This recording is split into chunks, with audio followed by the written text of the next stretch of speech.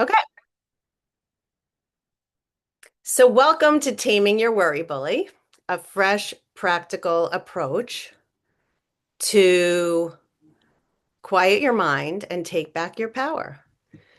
And I'm calling it anxiety handled because it's a great way to handle your anxiety. I'm Jody Barrett. If you don't know me, I'm a psychotherapist and coach, and I'm so glad you're all here. Welcome. We're going to talk about something today that I bet you know very well, worry. The kind of worry that keeps you up at night, makes you rehearse conversations in your head, or it tells you scary stories about the future or your kids' future. Sound familiar?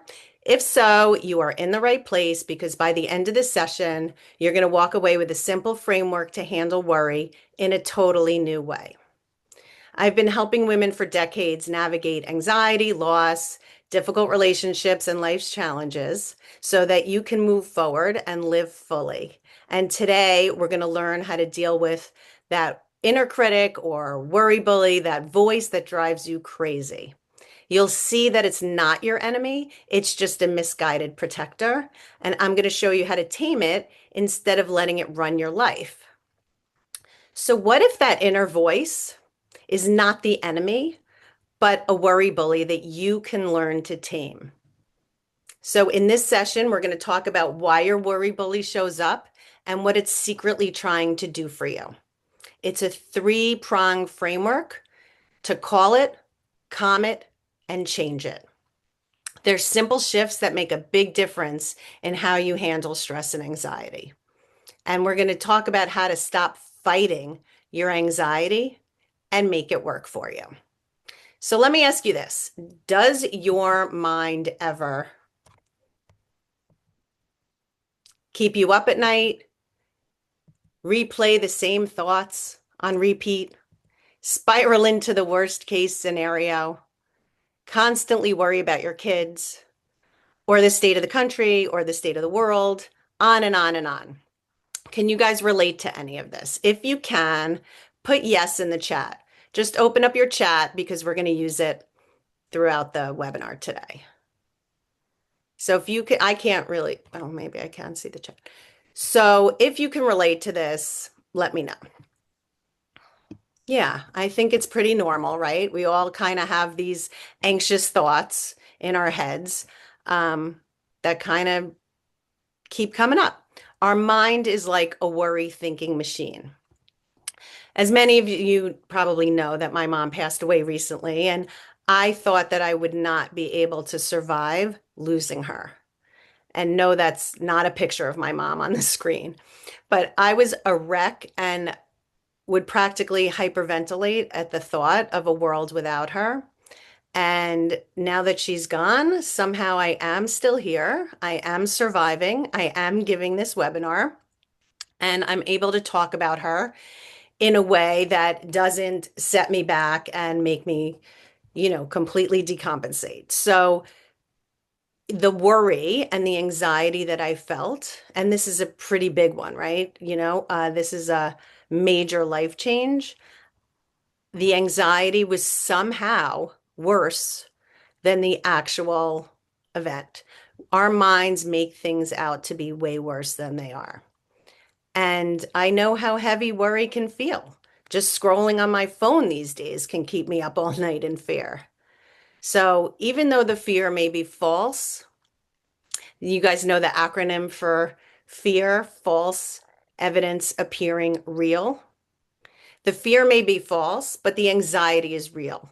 And it can be from big things like my mom dying to medium fears, like a client of mine who was very anxious about college drop off and all the things that could go wrong, to mild ones, like another client who was worried what highlighting her daughter's hair would make other mothers think of her, right?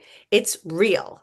Um, I actually, in between my clients and this webinar, I wanted to get some exercise. So I took a bike ride today and it started raining in the middle of my bike ride.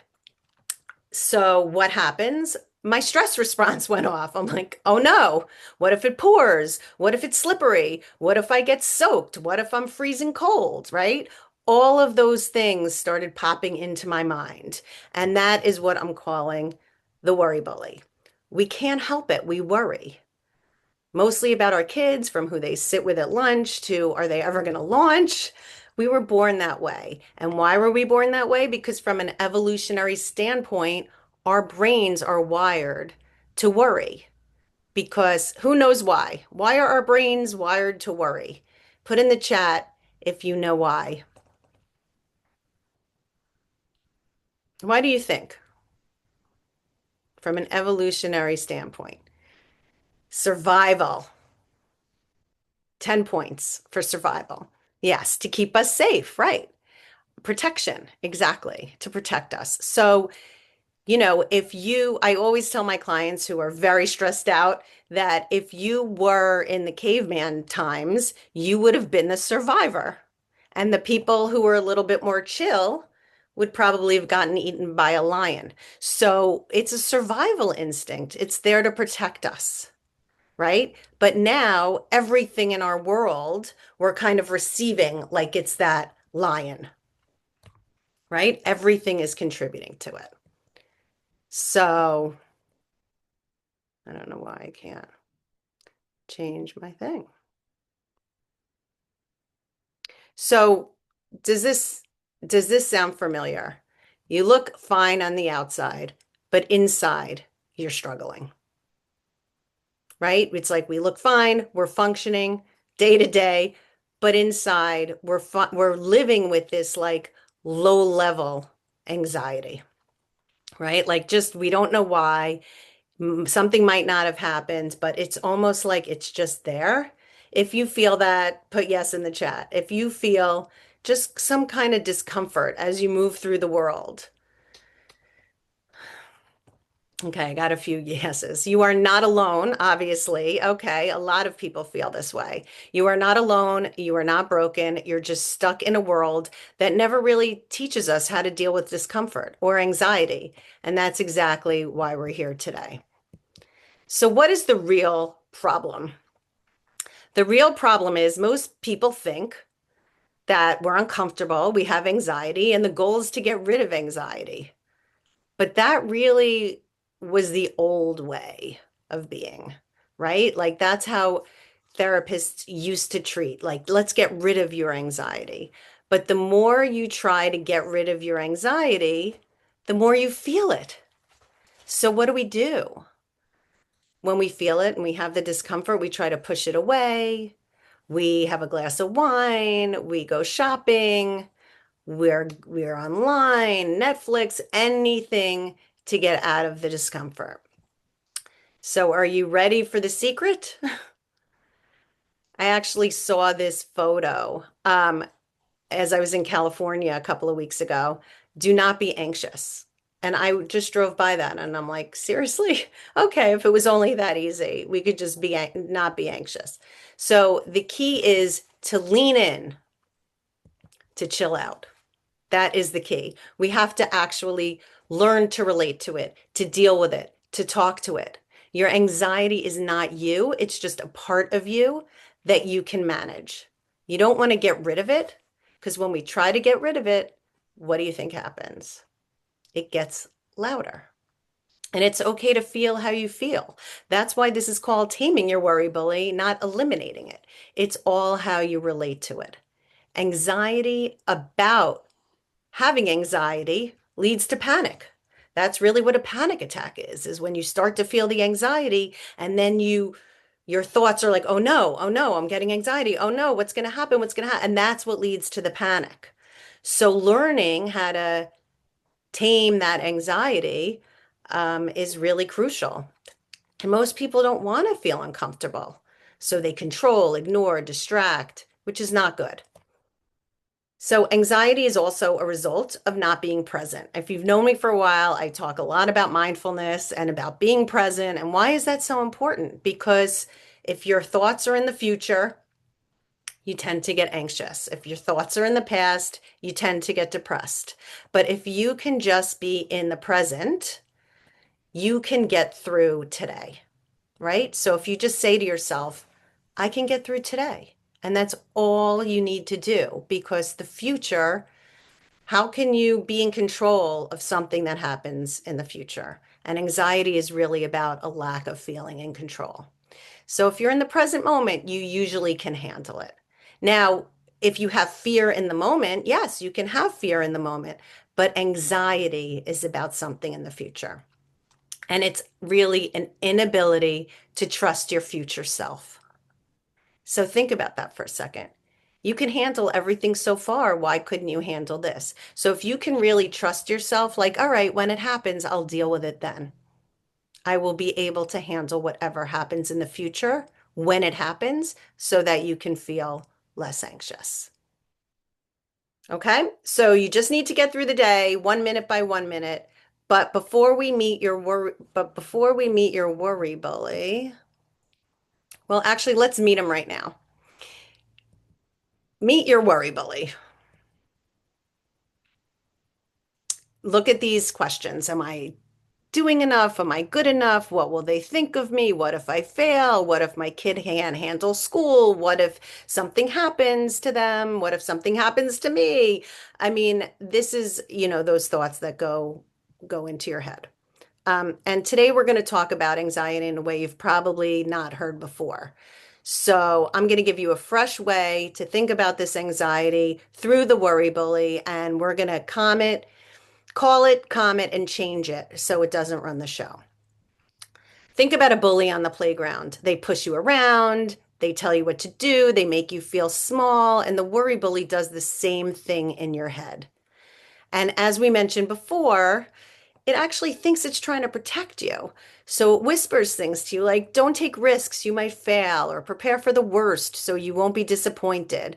But instead of protecting you, it actually keeps you stuck. So, for example, if you're experiencing menopause and you wake up with night sweats, your mind starts spiraling like, I'll never sleep again, I'll never function, I'm falling apart. That's the worry bully. But the good news is, once you can see it, you can actually tame it. And that's where the three C's come in. The worry bully is that voice that makes you anxious by worrying about everything. But the good news is the worry bully is just one part of you. There are many bullies that push us around and stories we repeat over and over, and we can call them out and have fun with the names, right? We all know, we've all heard like Debbie Downer. What about controlling Karen or prove it Pam or woe is me Wilma? Like just try to have fun with it. And name your worry bully. You can, Ella calls hers the worry bully. I call mine something else. We all have names, but what that does is it kind of separates you from the anxiety. So the point is, it's not you, it's just a part of you. And we don't want that part of you to take over. So imagine that inside of you, I'm going to give you an analogy now. Imagine inside of you, there's like a classroom full of kids, and each kid represents a different part of you. You have a happy kid, a creative kid, a self-critical kid, maybe even a hyper kid. And of course, the loudest one in the room that's standing up in that corner there is the worry bully. And think about these kids. They're all different parts of you. You know how you say sometimes, like, one part of me feels like this, but another part of me feels like that. So there may be joy and guilt and anger and grief. But today we're going to focus on anxiety and the worry bully. So we do have these multiple personalities that live within us, but we don't have multiple personality disorder. That's a different thing. But we do have different parts of ourselves. And I think that's a really important thing to understand. Now, can anybody think of something from like pop culture that kind of tries to explain these different parts of you? Does this remind you of anything? If it does, put in the chat if this reminds you of something. Maybe a movie. Anybody?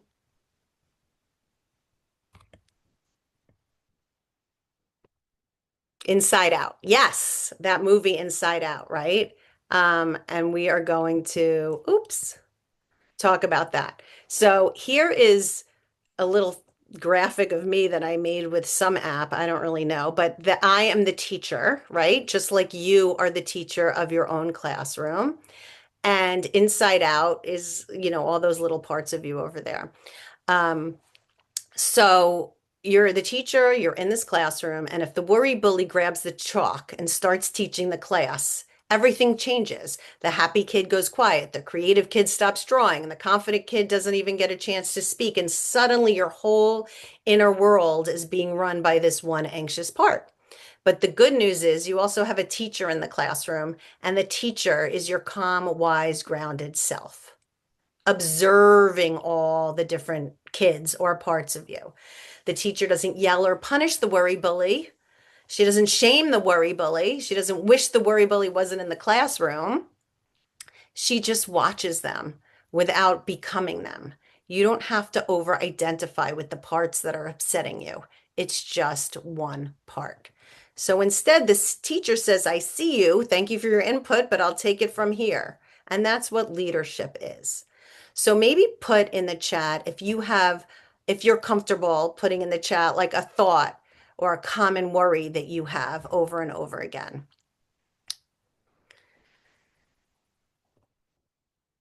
Because we all have it. Health. Okay. Anybody else have a common thought? I mean, I worry about my kids a lot. I'm sure that's a common one, right? Health. If you have your health, you have everything, right? Being single. Okay. Effort won't be good enough for the future. There's all kids' happiness. We all have these things, right? We're programmed for that. Okay. So let's walk through this together. The three simple parts. This could be the worry bully or any kid part that's giving you trouble. Okay. First, we call it. Which is notice which kid's holding the chalk, right? Name it. The next is you calm it, soothing that part with acceptance, compassion, and not criticism.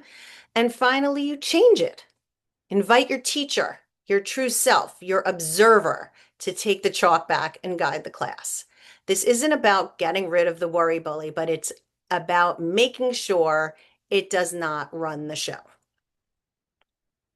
Okay, so when the storm hits, call it out, catch it, and call it. Okay, identify when the worry bully comes out. When I was taking my bike ride today, I noticed my stress response, and I had the wherewithal, maybe because I was doing this webinar today, to be like, oh, okay, there you are. There's my stress response. But first, you have to notice and name it. Okay, you have to know it's there and know it's like separate from you. Like, okay, there you are. I see you. And as soon as you call it out, you've created distance from it. It's not you, but it's a part of you. But the anxiety is there, and that's okay. You are not your anxiety. It's just one part of you trying very badly to keep you safe. So, what you want to do in this moment is question it. Let the teacher, you, the observer, question it and pause. So, let's try to do this together. Everybody, close your eyes for a moment and think about something you're worried about.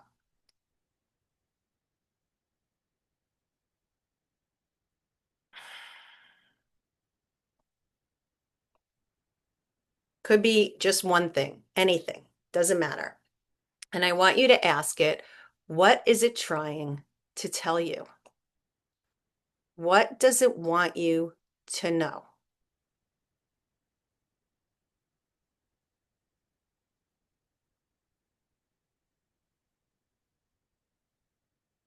Why is it doing this job inside of you?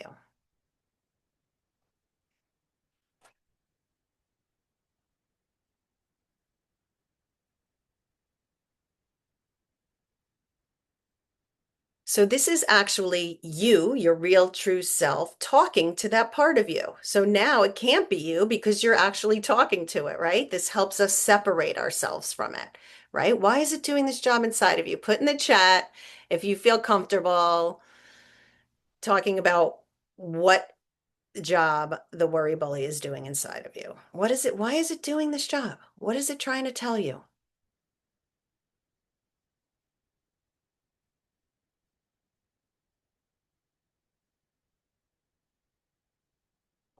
Prepare me for unexpected outcomes.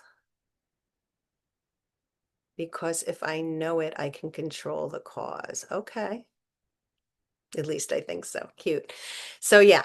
So it's trying to prepare for unexpected outcomes. I mean, maybe you got some information that you did not know before today. Because sometimes when we quiet our minds and we actually talk to these parts of ourselves, they can tell us some things. So telling me to calm my fear. Okay, well, it is giving you fear. So it's trying to tell you to be calm, but it's doing it by giving you anxiety. So there's the disconnect there. It is generally trying to protect you. So instead of like hating on it and wishing it would go away, it's so nice of it, right? Here you are hating it when it's trying to protect you all along. Maybe there's some damage or trauma that's causing you to overreact. Okay. So the first thing is call it out and kind of question it. Why are you doing this job inside of me? Notice and name it as part of the story that it's telling you. Okay. The second one is comment. Let's befriend this part of you instead of trying to silence or exile it. Worry shows up because it thinks it's helping. It's alerting you to something it feels you need to pay attention to. So maybe it's a new job and you're feeling not good enough. You're scared. Maybe it's one of your kids has stomach issues or health issues or anxiety issues, and you're worried about them. Or maybe they're stuck. Maybe you're stuck. So we just want to acknowledge it and say, thank you, worry bully. I see you, but I got this. We want to soften. We don't want to fight it. We just want to be like, okay, you're there. Thank you. Right? Normally, we want to get rid of our uncomfortable feelings, and that is what gives us more anxiety that leads to panic. So let the feelings be there and breathe into them for more space. Okay? It's okay. You can be here. All right, feel the burn. Let's feel that burn, okay? So I'm going to ask you to do another little exercise because this is an experiential webinar, right? So close your eyes for a minute.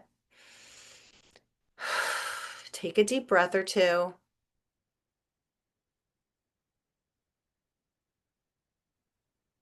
And notice where you're feeling this anxiety or worry bully in your body. Just kind of notice where you're feeling it. Maybe it's in your chest. Maybe you're having racing thoughts. Maybe your heart is beating faster. Maybe you have a pit in your stomach. Just notice where you feel it.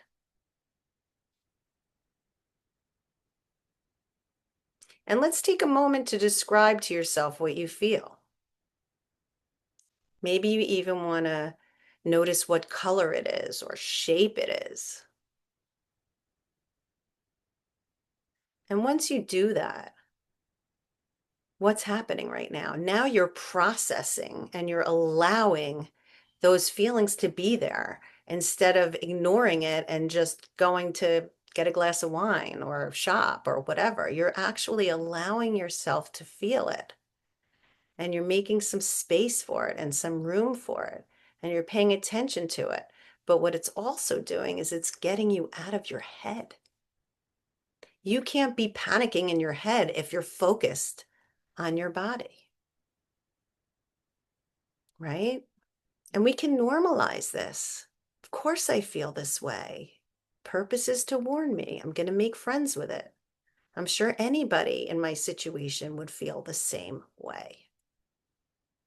So we want to welcome the bully and talk to it like you would an anxious child or someone you care about, right? So it is one of those little kids in the classroom. So treat it like a child. You would be kind to a child who is anxious, right? Or someone you care about. We're so good at giving compassion to children and other people, but not to ourselves. It probably did experience some past trauma or negative experience. Maybe it was abused. Maybe its parents never thought it was good enough. Maybe its friends turned against them in junior high school or middle school or whatever. Most of our childhood trauma kind of leads into adulthood. So this soothing comes from acceptance and presence, not from pushing the feelings away. So maybe take this moment to put your hand over your heart,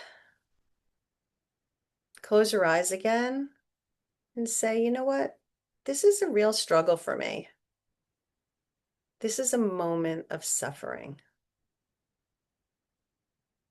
I'm going to be kind to myself about it. It's not something we normally do.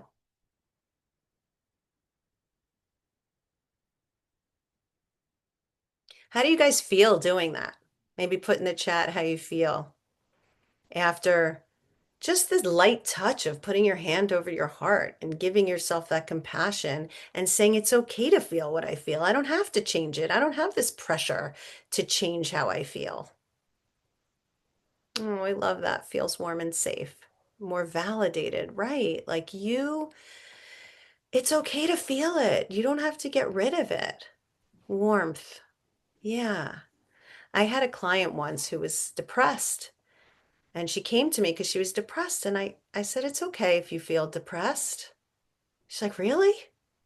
Oh my God, I feel so much better now because she didn't have this pressure to get rid of how she felt, right? We kind of grew up with our parents wanting to fix everything for us and say, snap out of it, or it's okay, or don't feel like that. We've been told these messages not to feel the way we feel. And I am giving you permission today to feel the way you feel. It's okay. Okay. Whew. All right. So if you do want to come back, if you're having trouble grounding yourself in the midst of anxiety and these tactics aren't working, you can say to yourself, this is a quick little just extra tip I'm giving you. What do I see? What do I hear? What do I feel? That will ground you into the present moment. That's a quick exercise you can do. If you get nothing else out of today, what do I see? What do I hear? What do I feel? Okay. And that can bring you right back to the present moment. Okay. So now the third aspect of this three-pronged approach is change it. And here I have another little pop culture reference that I'm sure you guys can recognize. Who knows where this is from? Anybody? Who's the first person to put it in the chat? Where is this from? Pivot. Anybody? Nobody knows what this is? Friends, thank you. Yes, this is from an episode of Friends. Yes. Okay, so now that we see it, we've called it out, we've calmed it. Now let's change it. Let's make it work for us. I promised you at the beginning of the webinar, we were going to make our anxiety work for us. Your anxiety is such a good worker. It's working all the time that you would want to hire this part of you because it does such a good job. So let's not dismiss it. Let's make it work for you. Okay. So the first thing is we want to talk to it like we've been doing and remember that it's separate from you. So the first thing we can do, we talked about being present, right? So the first thing we could do is kind of check our time zone, right? That thought that's making you anxious. Let's work with that thought. Is it in the past or is it in the future? It's probably going to be in the future, right? If it's making you anxious, we talked about if your head is in the future, you're probably anxious. So check your time zone. What time zone am I in? And remember that anxiety is that inability to trust your future self. So we want to question, we still want to talk to that part of ourselves and question it a little bit. Is it true? Is this true? Do I have the facts or is this something I'm just afraid of? That probably won't happen, but I'm just afraid of it, right? We don't have to believe everything we think. We can question our thoughts. We can ask ourselves, like, okay, what are the silver linings here? What good can come from this? What if things go well? I mean, obviously, I was very nervous about my tech before my webinar. I had to be able to share the slides. I had to figure out how to, you know, put myself in the front, in the back, and whatever. And I had to make sure everybody can get into this meeting, and there's a lot of tech involved. And I was nervous about it, right? So what if it goes well? What if everybody does get into the room, which they pretty much did. So I'm very impressed with that, right? So I was anxious, which is normal, and of course I'm feeling like that. But another way I could look at my anxiety before this webinar is I can turn it into excitement, right? I'm feeling anxious, but like I'm excited to be able to share this information with everybody. So anxiety and excitement are pretty much the same exact um, response in the body, the same physiological response. So if you're anxious about something, try to turn it into excitement if possible. Okay. And now we're going to do the final exercise of the day. And I'm going to make you close your eyes one more time. And I want you to ask your anxiety or that part of you, what other job can you do inside of me? Let's pivot. Let's change this. Since you're such a good worker and I want to hire you to work for me, what else can you do that would work better for me instead of making me so afraid?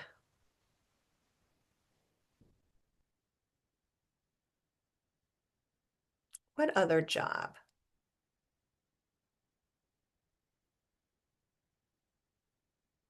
And maybe it says, I'm doing this, and that's okay. Fine. All right. We'll try again next time, right? We'll try again. But if you push back and tell them, like, I need you, I just need you to do something else, it may agree. It may allow yourself to change in that way. And sometimes it just may not. Maybe something is so ingrained in you or you're so anxious about it, it won't let you. And that's okay too. So put in the chat what your anxiety said. I like to work with mine, like instead of a saboteur, can you be a cheerleader for me? Can you cheer me on instead of scaring the hell out of me all the time? That would be a good use of you. And try to work with it so you can kind of train it to do a different job.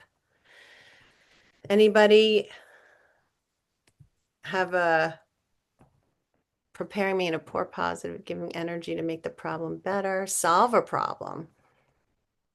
Okay. Maybe they can be more action oriented. Can you build me up? Yes. Build me up, please.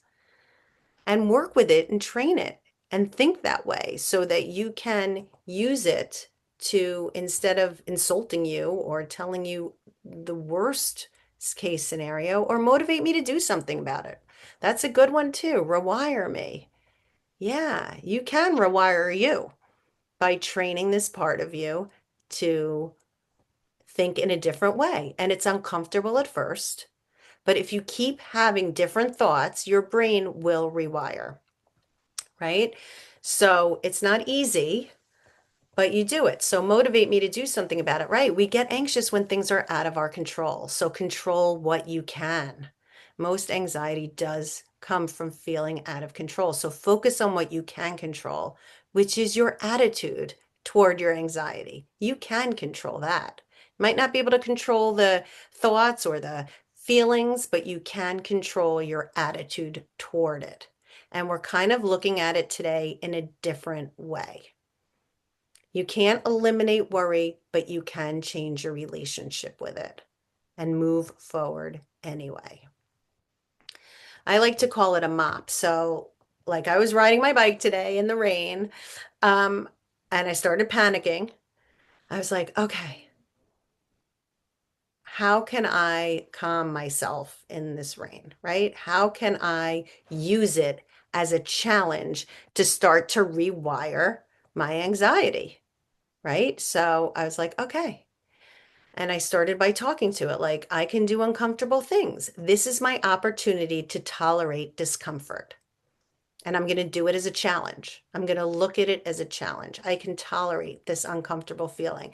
And I felt the rain on me instead of trying to like, oh, I'm wet, I'm wet. I tried to allow myself to just feel all the feelings and not resist it and just like lean into it. Right? So I used it as a mop, a mindful opportunity to practice. So when you guys have a challenge that comes your way, instead of resisting it, you can just kind of say to yourself, "Ooh, this is an opportunity for me to use my new skills and talk to my worry bully." Because if the worry bully never comes out, you can't really work with it and change it, right? And then if all else fails, what you can do is try to find the gratitude, right? We talked about the silver linings, but also find the gratitude. What can you be grateful for in this moment, right? So if you're worried about your health, you can be like, I'm still here. If you're worried about someone else's health, they're still here. There's they're, you know, dealing with it and there's possibilities that it can move and change, right? So, like on the bike, I was grateful it wasn't pouring.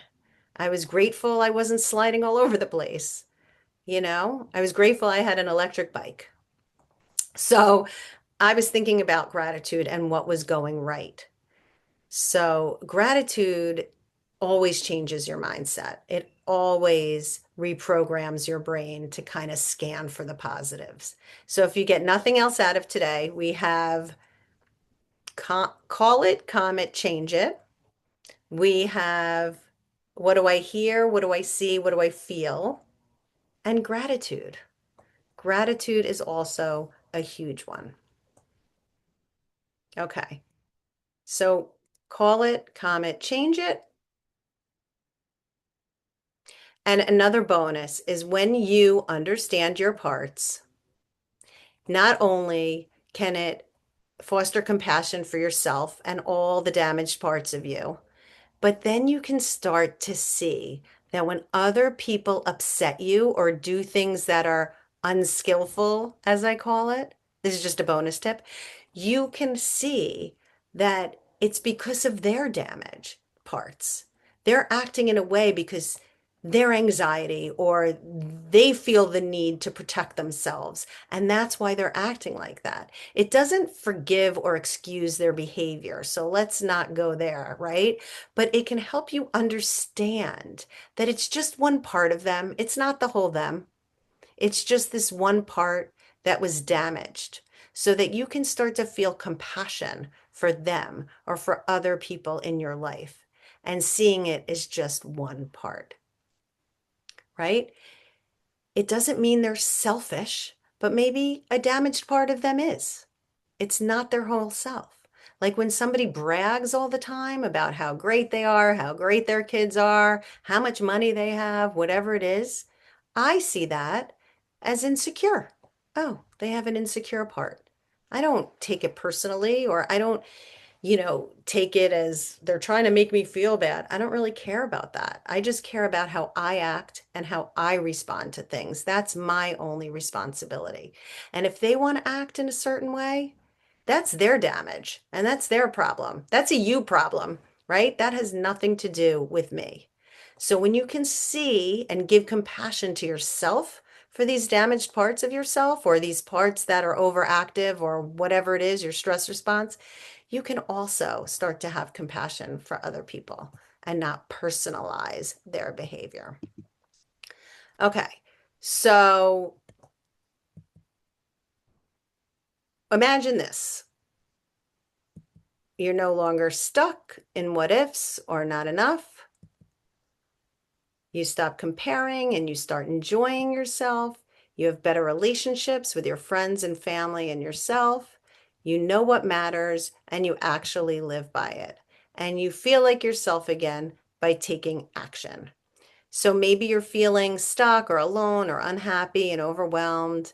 And midlife has a way of doing that, right? It turns your world upside down, and sometimes you feel like no one really understands. Friends don't get it. You don't want to burden them or your family with your stuckness. Um, and there's a lot going on in your life. And you're not going to make your life perfect. You're not going to fix everything. You're just going to become a little bit more you.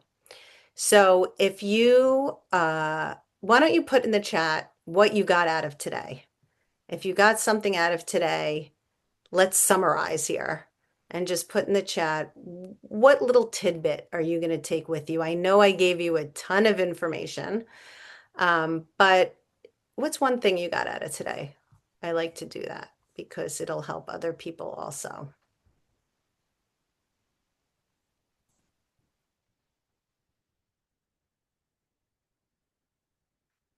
Being grateful in moments of anxiety. Try to change attitude. Anybody else get anything out of today? Really great info. Looking at it as a part of me. Always remember to be grateful. Trying not to get rid of worry, but change how we relate to it. Awesome. All right, great. So I wanted to, don't have to believe everything I think, use anxiety for positivity rather than negativity. All right, you guys are good. You got some good takeaways from today. Very good. Lots of good stuff to think about.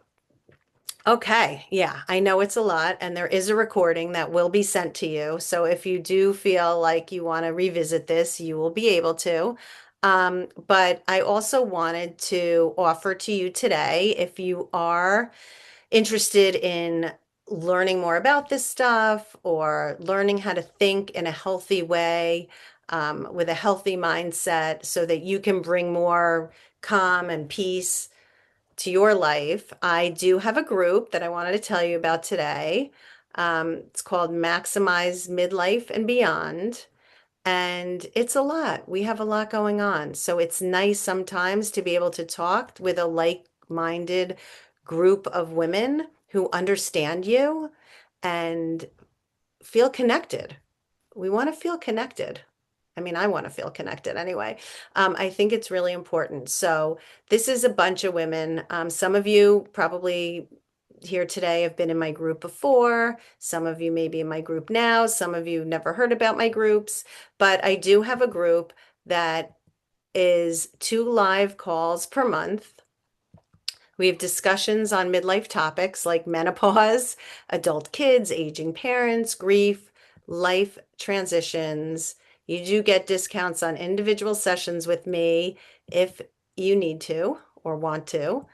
And we learn and practice together. I give little mini lessons like this. We're connected, and it's also to help us grow and feel fulfilled in life, right? Sometimes we get lost after the kids leave or our parents die. Letting go is a big part of this phase of life. So, I wanted to offer that opportunity to you, and I have a few testimonials here about my 6B method. Um,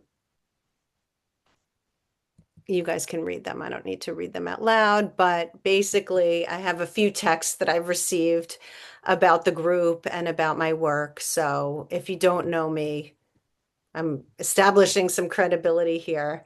And if you are interested and you do want to apply, I am going to put, I don't just let anybody in. I will say that.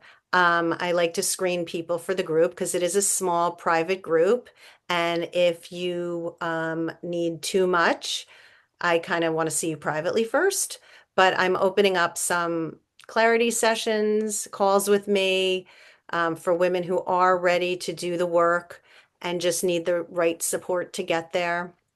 And we'll talk about where you are, where you're stuck, how best to move forward, and decide if the group is right for you. And if you want to connect with other women, and if not, no worries. I can make a recommendation for you. So you are not alone. Let's do this together. And if you are interested in the email, I'm going to put a link to my calendar. You can schedule an appointment or you can reply to the email and we can talk about next steps. But thank you for being here. I'm going to stop the recording now and you guys can come on and let me know if you have any questions or just want to say hello. Thanks for being here.